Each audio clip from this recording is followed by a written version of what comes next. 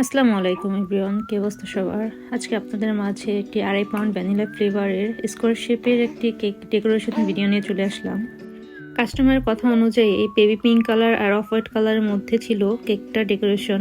আমি পিকচার দেখে দেখে গোলাপ ফুলগুলো তৈরি করছিলাম আর দিছিলাম। এই তো কেকের মধ্যে অনেকগুলো গোলাপি আমার দেওয়া শেষ।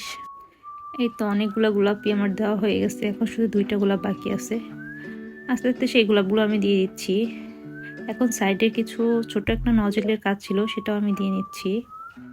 এটা দেওয়ার শেষে দেখলাম পাশে আমি বর্ডার দিইনি, তাই বর্ডারটাও আমি আস্তে আস্তে করে অফ হোয়াইট কালার দিয়ে নিচ্ছি। সেই স্কোয়ার শেপে বর্ডার না দিলেও হয়, তাও সৌন্দর্যের জন্য আমি দিয়ে দিয়েছি যেন কাস্টমার কিছু না বলতে পারে।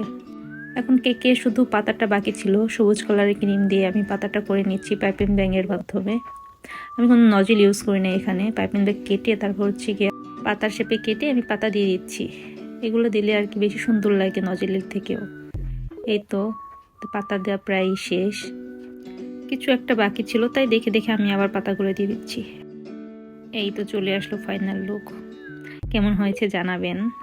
আমার কাছে তো অনেক ভালোই লাগছে কেকটা দেখতে, মাশাআল্লাহ। সামনাসামনি দেখতে অনেক সুন্দর ছিল কেকটা, মাশাআল্লাহ।